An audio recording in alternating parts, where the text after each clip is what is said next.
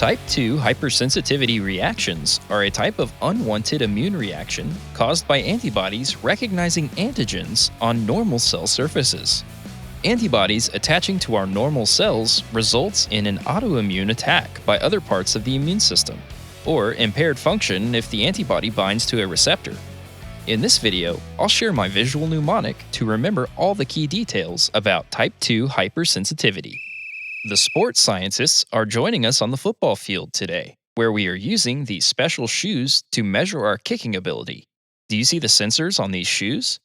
These sensor shoes are full of sensors that measure speed, acceleration, and other metrics of an athlete's ability. By the way, the sensor shoe is also our symbol for type 2 hypersensitivity. Get it? We're using a sensor to represent hypersensitivity, while the shoe is our recurring rhyme for the number 2.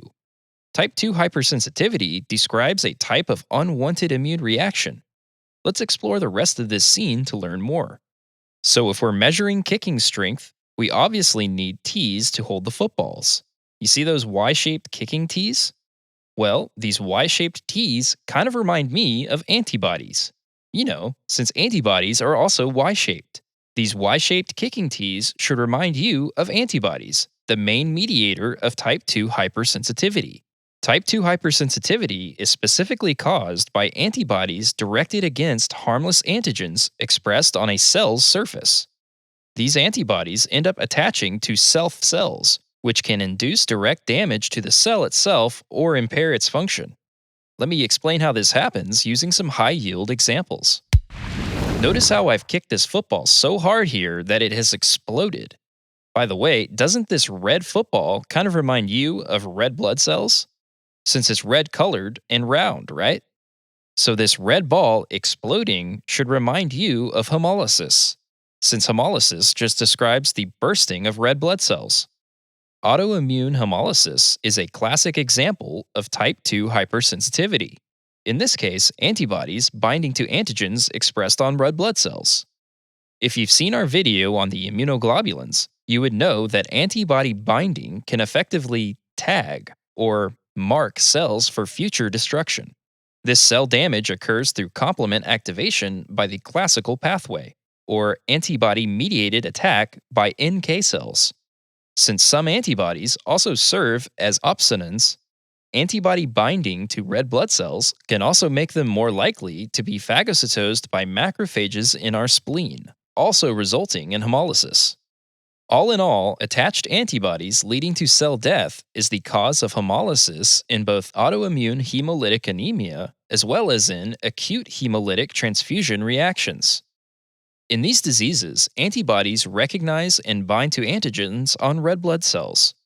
Note that other examples of this antibody-directed cell damage include immune thrombocytopenic purpura, or ITP, in which platelets are targeted. Don't memorize the details here, focus on the big picture. Antibodies binding our cells can mark them for destruction. Next, notice when I kicked too hard, the shoes caught on fire because of the impact. Must be an electrical failure or something. Notice how my sensor shoes are actually up in flames. These flames should remind you of inflammation, another result of type 2 hypersensitivity. I mean, these shoes are definitely inflamed. Inflammation is usually caused by the release of cytokines that induce vasodilation, increased vascular permeability, and leukocyte recruitment. This manifests as the cardinal symptoms of inflammation, which include heat, redness, warmth, pain, and loss of function. This inflammation is related to the cell damage above, since cell death and complement activation leads to the release of inflammatory mediators. When antibodies don't target individual red blood cells, but rather organs at scale, we get inflammation in the tissue. Important examples of this include Goodpasture syndrome, rheumatic fever, pemphigus vulgaris, and hyperacute transplant rejection.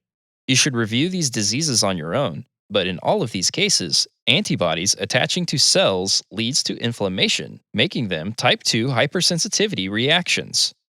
Finally, notice the posts of the field goal over there. That was the initial goal of the sensor shoes, to measure the force of my kick into that field goal. By the way, don't the posts of this field goal remind you of a receptor?